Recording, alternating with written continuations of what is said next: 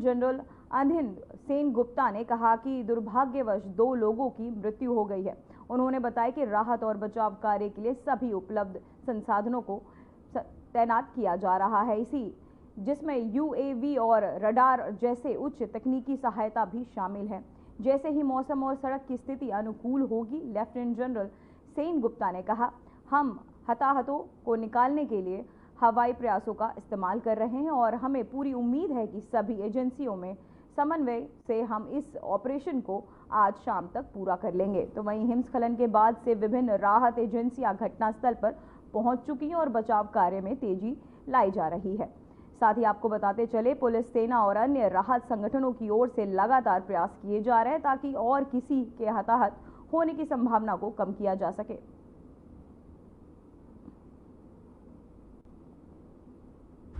The site of the unfortunate incident yesterday, where on 28th February at 7:15, 8 containers containing the GREF contractors' labor were trapped in an avalanche. During the avalanche, 22 persons possibly had escaped and gone towards Badrinath. However, the balance were trapped. 10 were recovered yesterday by sustained efforts of Indian Army, the ITBP platoon here and the other agencies during bad weather and snow conditions, as is today also.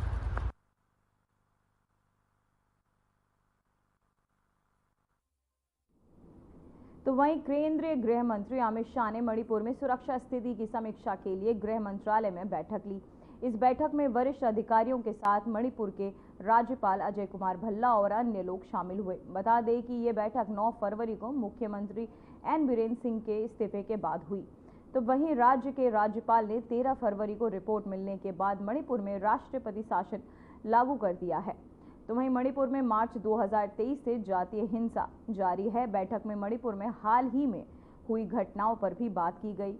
इससे अधिकारियों में मौजूद चुनौतियों और उपायों का व्यापक मूल्यांकन गृह मंत्री के संग पेश किया। तो वहीं आपको बताएं, अमित शाह ने बैठक के दौरान मणिपुर में सुरक्षा तैनाती की समीक्षा के साथ केंद्रीय सशस्त्र पुलिस बलों और राज्य पुलिस अधिकारियों को क्षेत्र में शांति और व्यवस्था बनाए रखने के लिए निर्देश दिए। तो वहीं 8 मार्च 2025 से मणिपुर के सभी रास्तों पर जनता की मुक्त आवाजाही सुनिश्चित की जाए।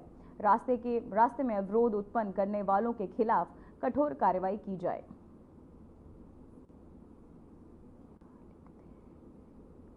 तो वहीं आपको बताते चले, अमित शाह ने ली बैठक। साथ ही बैठक में मणिपुर के सुरक्षा स्थिति में हुई ये बैठक, केंद्रीय गृह मंत्री अमित शाह ने की ये बैठक।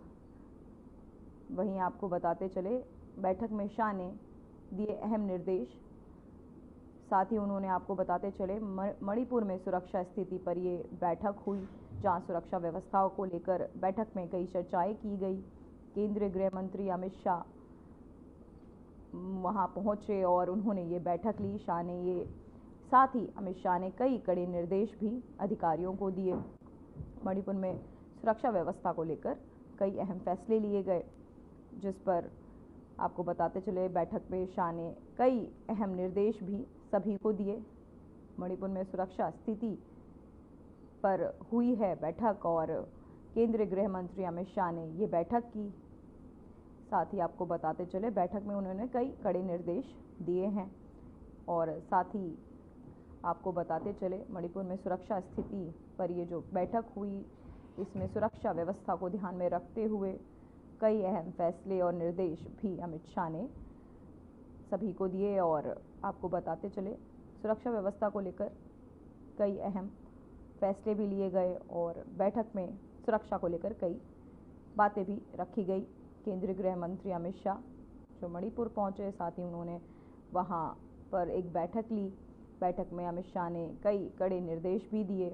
सुरक्षा स्थिति पर ये बैठक हुई थी, जिस पर गृह मंत्री अमित शाह ने की बैठक।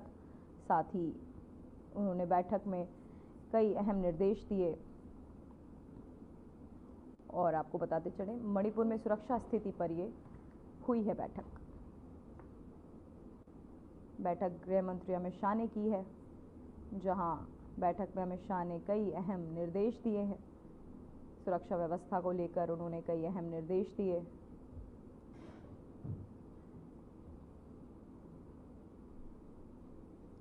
तो वहीं दिल्ली में पर्यावरण मंत्री मनजिंदर सिंह सिरसा ने आज कहा कि 31 मार्च के बाद 15 साल पुरानी गाड़ियों को ईंधन नहीं दिया जाएगा। इसके अलावा दिल्ली में बड़े होटलों, कार्यालय परिसरों, हवाई अड्डे और निर्माण स्थलों पर स्मॉग गन लगाया जाएगा, अनिवार्य रहेगा। आपको बताते चले, उन्होंने ये भी कहा कि दिल्ली में प्रदूषण को नियंत्रित करने के लिए बादल बरसाने की अनुमति ली जाएगी। आपको बताते चले, ताकि गंभीर प्रदूषण के समय बारिश कर प्रदूषण को कम किया जा सके। तो वहीं दिल्ली में प्रदूषण पर कड़ा कदम, 15 साल पुरानी गाड़ियों पर लगी पाबंदी। तो वहीं आपको बताते चले, आपको प्रदूषण को लेकर सरकार सख्त होती हुई नजर आ रही है दिल्ली में, और दिल्ली में प्रदूषण पर कड़ा कदम उठा रही है अब सरकार। 15 साल पुरानी गाड़ियों पर पाबंदी लगाई जा रही है। साथ ही दिल्ली में स्मॉग गन अनिवार्य, तो स्मॉग गन को अनिवार्य दिल्ली में कर दिया गया है। दिल्ली में प्रदूषण पर ये कड़ा कदम उठाया जा रहा है, जहां 15 साल पुरानी गाड़ियों पर पाबंदी लगाई जाएगी। साथ ही दिल्ली में आपको बताते चले, स्मॉग गन को अनिवार्य कर दिया गया है। दिल्ली में प्रदूषण पर ये कड़ा कदम उठाया गया। बैठक की गई, जिस बैठक में प्रदूषण को लेकर सभी अधिकारियों से चर्चा की गई। इस चर्चा के बाद ये स्मॉग गन को अनिवार्य करने का फैसला लिया गया। दिल्ली में प्रदूषण पर ये कड़ा कदम प्रदूषण को देखते हुए उठाया सरकार ने, और 15 साल पुरानी गाड़ियों पर पाबंदी लगाई गई है। साथ ही दिल्ली में स्मॉग गन को अनिवार्य भी कर दिया गया है। दिल्ली में प्रदूषण पर ये कड़ा कदम उठाती सरकार 15 साल, साथ ही 15 साल पुरानी गाड़ियों पर भी सरकार पाबंदी लगा रही है। तो वहीं आपको बताते चले कि स्मॉग गन अनिवार्य कर दिया गया है दिल्ली में। दिल्ली में प्रदूषण पर कड़ा कदम उठाते हुए दिल्ली सरकार, और 15 साल पुरानी गाड़ियों पर यह पाबंदी लगाई गई है।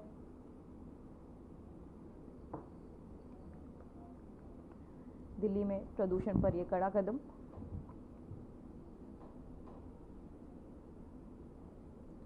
तो 15 साल पुरानी गाड़ियों पर ये पाबंदी सरकार लगाने वाली है। दिल्ली में स्मॉग गन को भी अनिवार्य कर दिया है। दिल्ली में प्रदूषण पर ये कड़ा कदम उठा रही है सरकार। प्रदूषण को दिल्ली में देखते हुए दिल्ली की जनता प्रदूषण के चलते परेशान, जिसका अब निवारण कर रही है सरकार।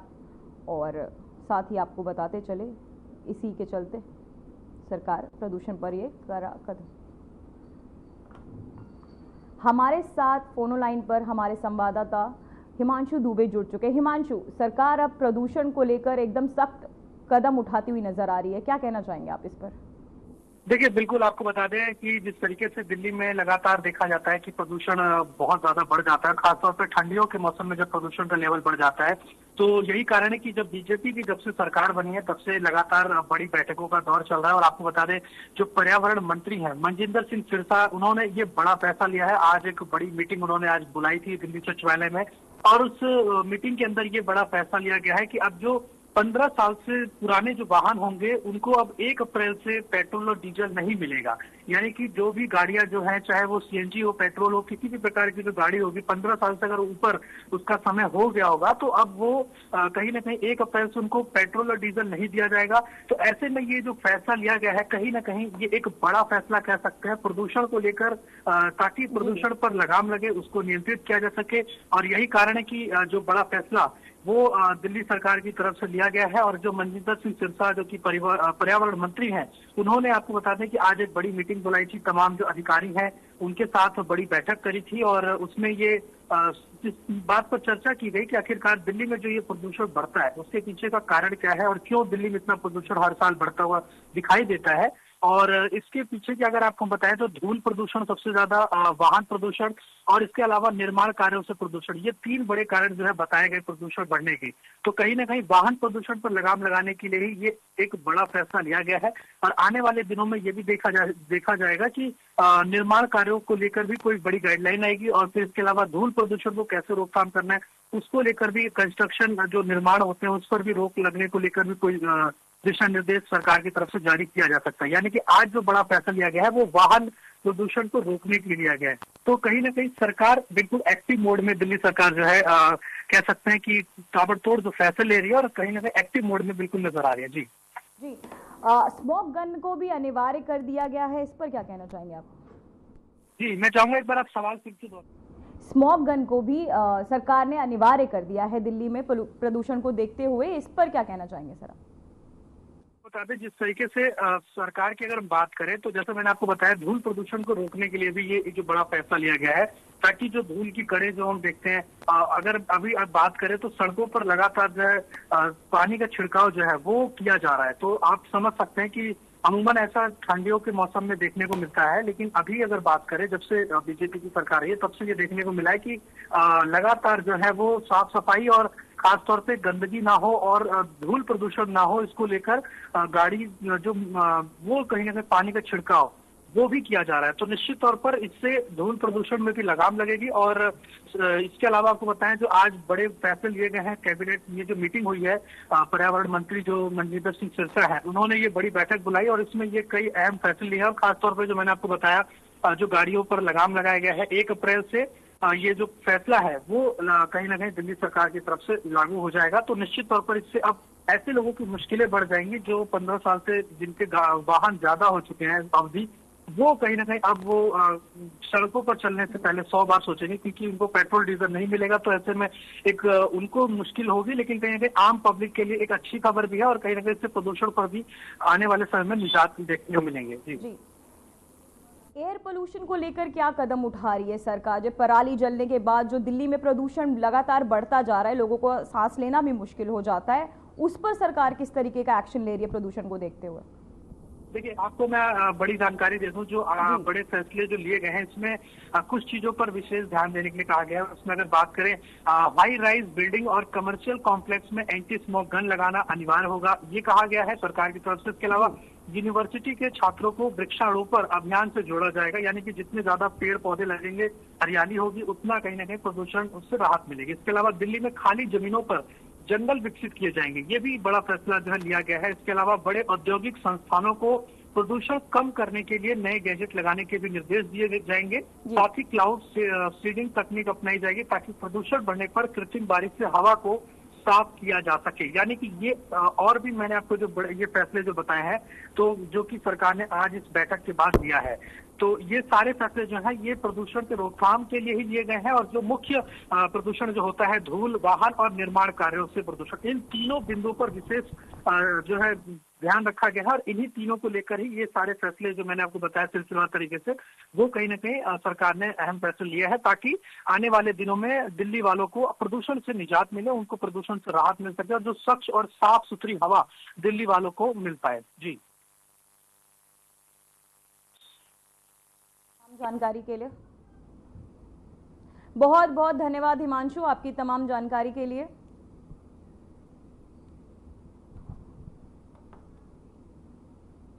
तो वहीं उत्तराखंड में चमोली जिले में हुई हिमस्खलन की घटना में 4 लोगों की दुखद मृत्यु हो गई है। इस हादसे के बाद भारत तिब्बत सीमा पुलिस के जवान बचाव अभियान में जुड़े हुए हैं। हिमस्खलन प्रभावित क्षेत्र में राहत और बचाव कार्य तेजी से चलाए जा रहे हैं ताकि फंसे हुए लोगों को सुरक्षित निकाला जा सके। तो वहीं आईटीबीपी की टीम ने मौके पर पहुंचकर आपातकालीन बचाव कार्य शुरू कर दिया है। विशेषज्ञों और तकनीकी उपकरणों का प्रयोग कर टीम के तहत लगातार राहत कार्य किया जा रहा है। तो वहीं हिमस्खलन के बाद आईटीबीपी और स्थानीय प्रशासन भी संयुक्त टीम ने क्षेत्र में सुरक्षा और बचाव कार्यों को प्राथमिकता दी है। तो वहीं पुलिस और सेना के अधिकारियों ने हादसे की जानकारी दी और स्थिति पर कड़ी नजर रखी हुई है। तो वहीं आपको बताते चले, स्थानीय अधिकारियों का कहना है कि स्थिति को नियंत्रित किया जा रहा है और बाकी फंसे हुए लोगों की तलाश जारी है।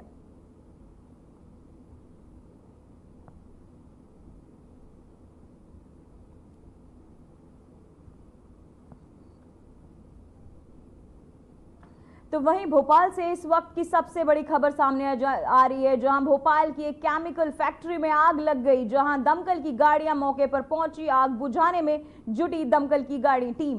तो वहीं आपको बताते चले, दमकल की गाड़ियां मौके पर पहुंची, आग बुझाने में जुटी है टीम। भोपाल में एक केमिकल फैक्ट्री में आग लगी है।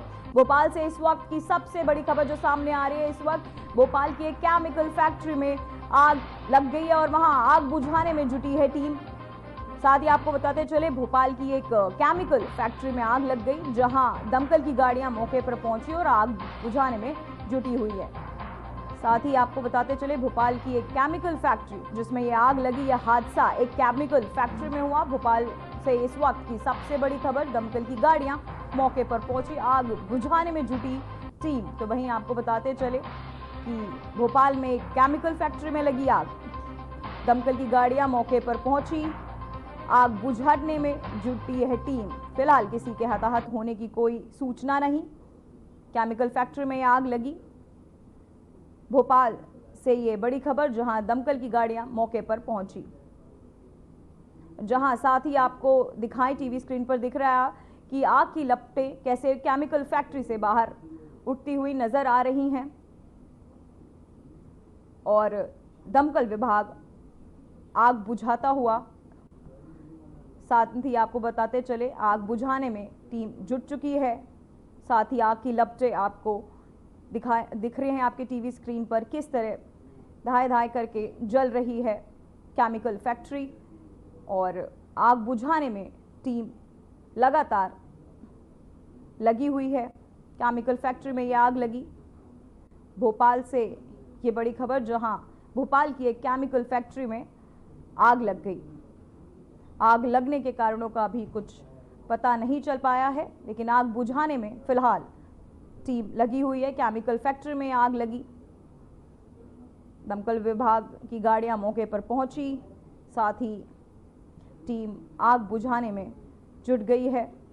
आग पर काबू पाने की कोशिश में टीम, साथ ही आपको बताते चले, दमकल विभाग की टीम लगातार आग बुझाने का प्रयास करती हुई और आग बुझाने में जुटी टीम।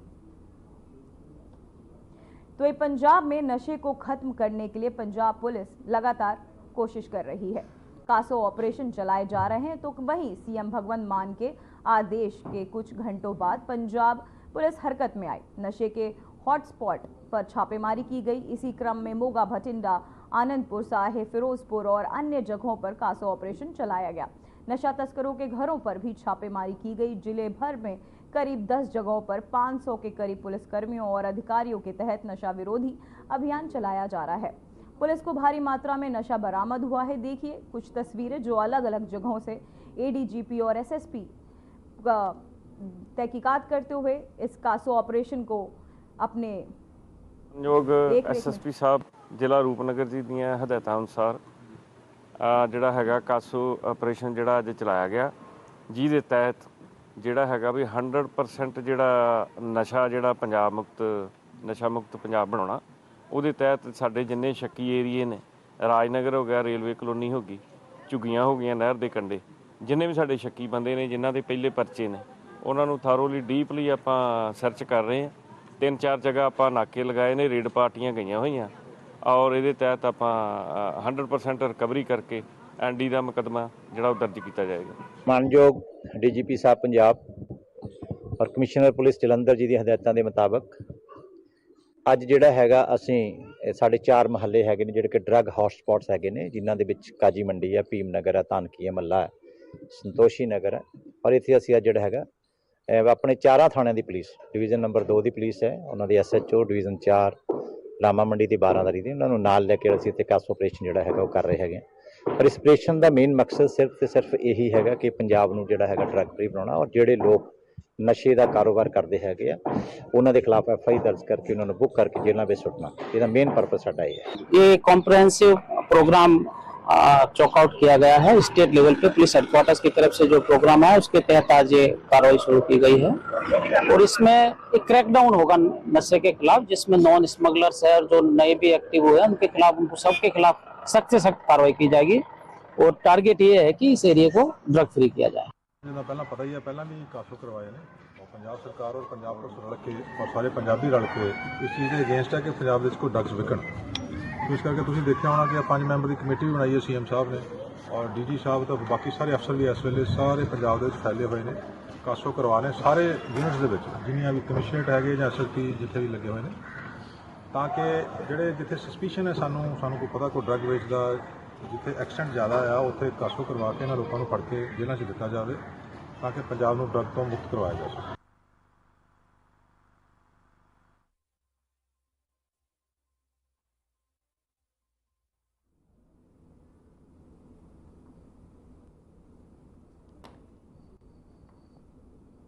तो इसी खबर पर तमाम जानकारी के साथ ब्यूरो चीफ छाबड़ा हमारे साथ जुड़ गए हैं। राकेश कुमार छाबड़ा हमारे साथ जुड़ चुके हैं। तो इनसे हम जानना चाहेंगे सर, पंजाब सरकार नशे के खिलाफ इतनी सख्त नजर आ रही है, क्या कारण है?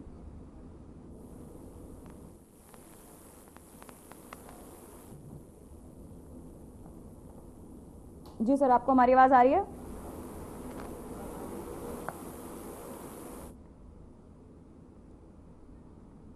जी, पंजाब में नशे के खिलाफ अभियान चल रहा है, इस पर क्या कहना चाहेंगे सर?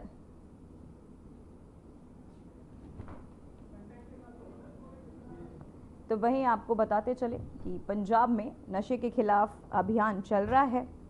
नशा मुक्त केंद्र को भी दुरुस्त किया जा रहा है, साथ ही सारी दवाइयां टाइम पर मिले और वहां नशा मुक्ति केंद्रों पर इसके लिए भी सरकार ने कड़े निर्देश दिए हैं। पंजाब में नशे को लेकर मान सरकार अब एक्शन में नजर आ रही है। साथ ही पंजाब सरकार के तहत नशा तस्करी को खत्म करने के लिए कई नए कदम भी उठाए जा रहे हैं।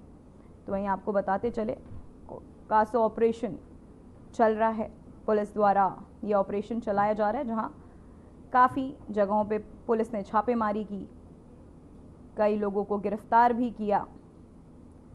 नशे के खिलाफ अब पंजाब सरकार सख्त होती नजर आ रही है। तो वहीं आपको बताते चले पंजाब सरकार के तहत नशा तस्करी को खत्म करने और नशे करने वालों के खिलाफ शिकंजा अब कस रही है सरकार। पंजाब में नशे के खिलाफ यह अभियान लगातार जारी, कासो ऑपरेशन जो पुलिस द्वारा चलाया जा रहा है, सरकार अब सख्त नजर आ रही है। तस्करों को पकड़कर छापेमारी कर पकड़ रही है पुलिस, साथ ही नशे पे सख्त पाबंदियां लगा रही है सरकार। और आपको बताते चले पंजाब में नशे को लेकर मान सरकार अब एक्शन में नजर आ रही है। पंजाब सरकार के तहत पंजाब में नशा तस्करी को खत्म और नशे शिकंजा लगातार सरकार कस रही है।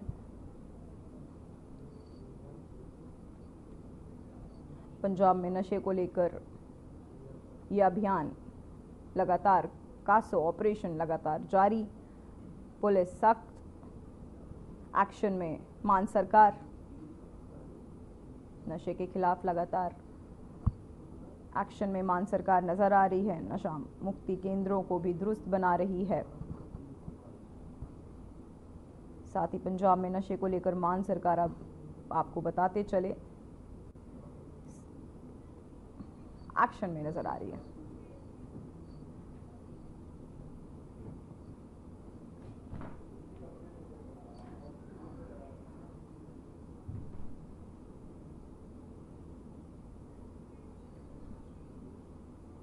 तो वहीं अमृतसर से इस वक्त की सबसे बड़ी खबर सामने आ रही है, जहां दुबई से आई फ्लाइट चेकिंग की गई, वहीं 409 ग्राम सोना बरामद, करीब 35 लाख है सोने की कीमत।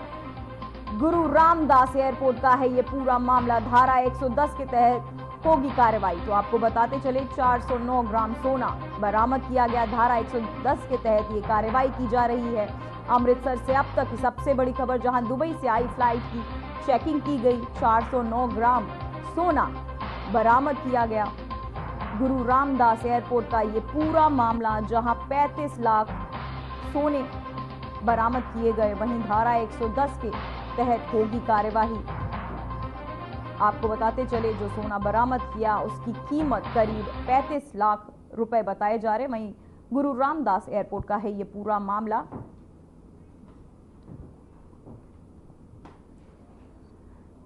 फिलहाल खबरों में बस इतना ही, मुझे दीजिए इजाजत, नमस्कार।